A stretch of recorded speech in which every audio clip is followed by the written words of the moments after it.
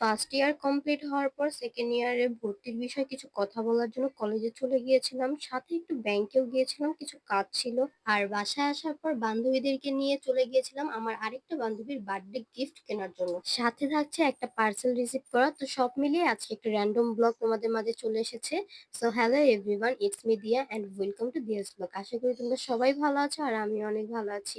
তো আজকে সকালের নাস্তাটা আমি নুডলসই করেছিলাম, আর নুডলসটা গতকাল রান্না করে রেখেছিল, আজকে শুধু একটু হালকা করে গরম দিয়ে খেয়ে নিয়েছিলাম। আর ভিডিওর শুরুতেই তোমাদেরকে বলে দিয়েছিলাম আজকে সকালে আমি কলেজে গিয়েছিলাম ভর্তির বিষয়ে কথা বলতে। আর সকালের ওয়েদারটা ছিল জোস।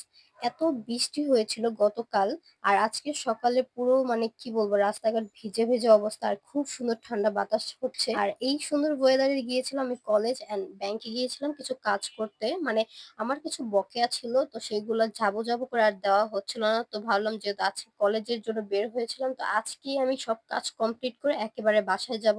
কোনো কাজ আর বাজিয়ে রাখবো না। সত্যি কথা বলতে আমি একটু অলস প্রকৃতির মানুষ। মানে পরে করব করে আর একদমই করা হয় নাই। তো ভাবলাম আজকে যেহেতু বাইরে গিয়েছি, আমি একদমই কাজ কমপ্লিট করে একদম বাসায় যাব। তো যাই হোক, সেখানে একটু ভিড় ছিল, মানে সিরিয়াল ছিল। তো ব্যাংকের কাজ শেষ করে আবার বান্ধবীদের সাথে গিয়েছিলাম আমার একটা ফ্রেন্ডের বার্থডে আজকে, তো তার বার্থডে গিফট কেনার জন্য। আর অলওয়েজ মেয়েদের গহনাগাটি মানে কসমেটিক্স আইটেম বেশি পছন্দ হয়, সেজন্য ভাবলাম যে ওকে একটু কসমেটিক্স আইটেম দেওয়া যাক, তাহলে হয়তো বেশি খুশি হবে। তো যেই ভাবা সেই কাজ। তো আমরা সব বান্ধবীরা মিলে আমরা একটা কসমেটিক্স আইটেম তাকে গিফট করলাম। একটা না, অনেকগুলোই ছিল।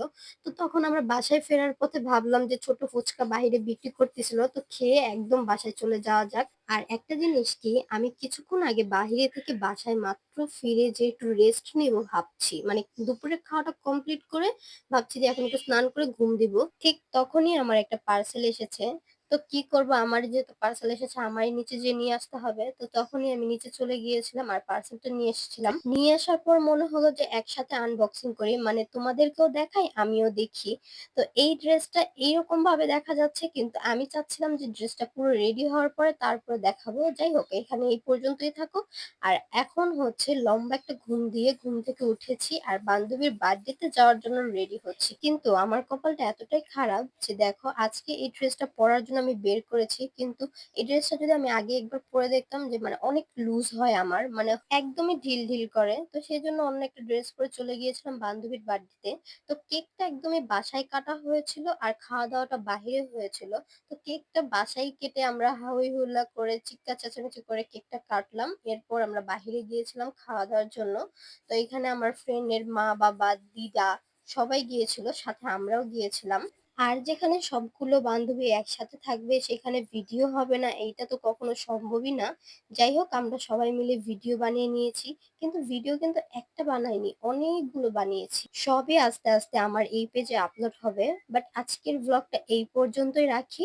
নেক্সটে আবার কোনো ব্লগ পাচ্ছ তোমরা। আর আজকের ব্লগটা কেমন লাগলো অবশ্যই কমেন্টে জানিয়ে যেও। আর আজকে এই পর্যন্তই।